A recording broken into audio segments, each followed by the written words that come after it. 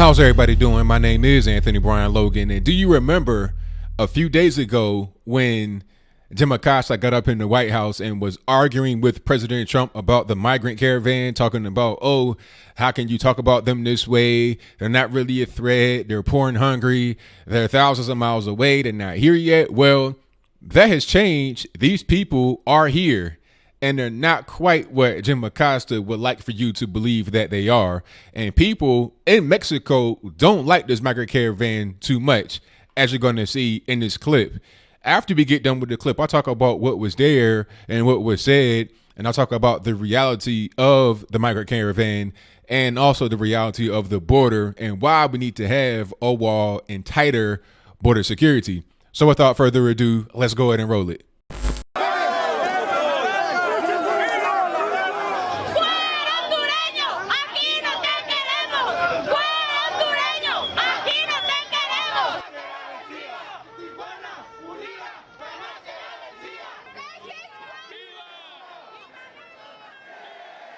Gente que piense, pero no, señor, estoy en un acontecimiento natural.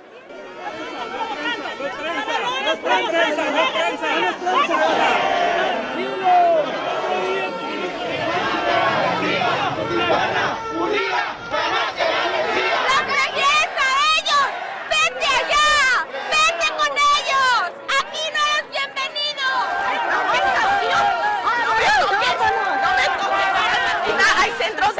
En los Estados Unidos que son parecidos a campos en centro. Váyase a la verga, váyase a la verga.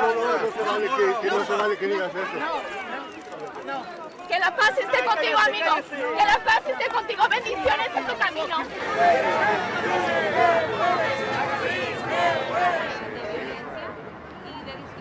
¡No los queremos!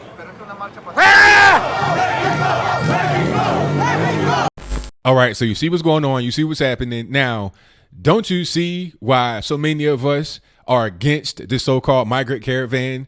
It's not racism. Obviously, people in Mexico who are against other Hispanics from a different country coming in. It's not a race thing. It's a matter of, look, the whole purpose of these people coming, according to the mainstream media and according to those that have organized this caravan that's feeding the water, and that's a whole different story. The whole narrative is they're poor, they're hungry, they're seeking refuge. Well, Mexico, we're not talking about a rich country. You got a lot of poor people in Tijuana and all over Mexico. A lot of people that are in very bad situations. A lot of violence going on. It's a drug war happening right now in Tijuana. Thousands of people die all the time, every year. So what are you talking about? How can you say that they deserve some kind of humanitarian aid? They deserve asylum. They deserve refuge in Mexico or passage through Mexico when you got citizens in Mexico that are starving and hungry? It doesn't make any sense at all. When they're coming through the country, because let's not forget, this migrant caravan is not necessarily just Mexican. It's probably 80 to 90% coming from other countries, like mostly Honduras, some Guatemala, sprinkled in with a few Mexicans. If you're coming from Honduras, which is beyond the border of Mexico, you got to come through probably El Salvador and also Guatemala before you get to Mexico. Mexico is a pretty big country lengthwise, so you got to go all the way up through that landmass to get to the U.S. border. And to get to Tijuana is even further because you got to go all the way to the north and to the west. It's far. I mean, think about how far South Padre Island, Texas is away from Baja California. That's not a very close distance. They're coming up that way. They're being fed. They're being housed. They're being clothed. All of that is provided for them on this trek. Meanwhile, Mexican citizens are like, hey, my auntie's out here. She's starving. She doesn't have anywhere to live. She's living in a dangerous neighborhood. What about her? Mexico first. These people that were out there, you can call them Mexican nationalists. There's nothing wrong with that. They live in Mexico. That's their country. They want to see the best for their country. And I think that these legal people should have more of the mindset of these protesters that are out there. Make Honduras great again. Make Nicaragua great again. Make Guatemala great again. Make El Salvador great again. Make Mexico great again.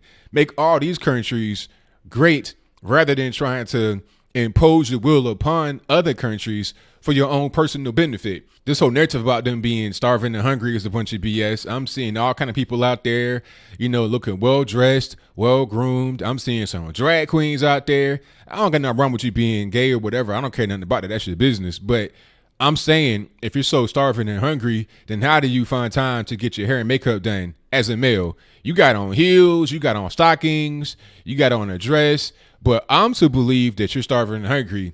You, sir, look better than some of these drag queens I see on the street corner at night. Just keeping it 1,000. And you shouldn't look like that if you're coming over this big thousands upon thousands of miles journey, starving and hungry. And if you're so starving and hungry and you are in an unsafe place, why don't you go to the first place where it's safety at? You don't have to come thousands of miles. If you interview these people, they'll mostly say, I come for work. And a lot of them are coming to gang bang and do some other stuff, because let's not get it twisted. If you have thousands of people, it's easy to put human traffickers in there, narco people in there, gun runners in there. It's easy. The cartels can just blend right in to that population and you would never know it. They're not going to dress in a way that's conspicuous. They'll dress in an inconspicuous way. You won't know that they're there. They just blend into the crowd, and that's how they get in. It's like a Trojan horse type situation. So I don't care about nobody trying to tell me, oh, this is inhumane. Look, that's not my problem. Honduras' problem. That's not my problem. You have to go back. All right. We have enough problems here in the U.S. to deal with first before we can try to extend our hand to other nations and be like, okay, we can just help you. We can just have 10,000 people coming to the country, give them food, give them water, give them clothing, give them shelter. I go outside of where I live right now, and you'll see people that are homeless. Go down a little bit, go down downtown, you're going to see homeless encampments, or people that have been living here their whole life, that were born here, that are actual citizens. They should get priority over people that are coming here through the border trying to bombard the system, trying to overwhelm it so they can come in illegally, or so they'll kind of force their way into a kind of amnesty situation. I don't want that. Shout out to Mexico. Shout out to all the people that are out there who don't want that. Mexico first if you're Mexican, American first if you're American, Canada first if you're Canadian. That's how it's supposed to be. Not all these countries that just bend to the will of whoever wants them to bend. I don't care if you're hungry. Look, we have our own issues here. Veterans on the street. You got women, children on the street. And shout out to these lamestream media networks. You ought to be ashamed of yourself. I was watching NBC, and then I'm seeing on the screen they're showing some of the Migrant Caravan, and I guess they're in some kind of camp waiting to go to San Diego or whatever. You got one woman and the baby, and they're trying to paint that as the face of the whole caravan. Meanwhile, the whole thing is 90 to 95% men between the ages of probably 18 and 40. It probably younger than that, probably 18 and 30. Working age, war age, fighting age men that are coming to either make money, gangbang, or both. I don't care about the story that's been made up. I say build a wall, send them back. Each country look out for the best interest of itself. If you want to have friendly relations, that's perfectly fine. I'm not saying be an isolationist. At the same time, I'm not advocating for people to be taking advantage of our country, as has been the case over the past few years. So what do you think? Do you think the protesters in Mexico have a point that Mexico should come first? They have their own starving, hungry, need to take care of. They have their own issues with crime, violence, homicide, all that. Shouldn't that be taken care of first? Shouldn't that be the first thing to address, rather than trying to give humanitarian aid and cash that they don't have to people that come from other countries that are there illegally? Because let's not get it twisted. If you have people that are being denied entry into the U.S. that are in Tijuana, that means they're going to be there in Tijuana until they can get into the U.S. Meanwhile, they got to eat, they got to sleep, they got to be able to have some kind of safe place to be, to cover their head. Who's going to provide that?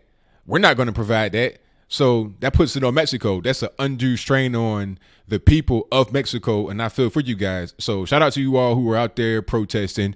But do you think I'm wrong? Do you think that we should just accept any old body who says that they are somehow afflicted with some type of bad situation that comes from their country of origin?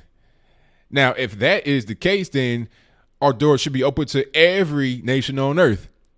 And the reality is that these people don't even really fall into that category, because if they did, then there would be no need for this long march. But if you agree, disagree, whatever the case may be, please let me know in the comments below. And that's all I got to say for this video. If you like what you heard, please comment, rate, share, and subscribe. Peace.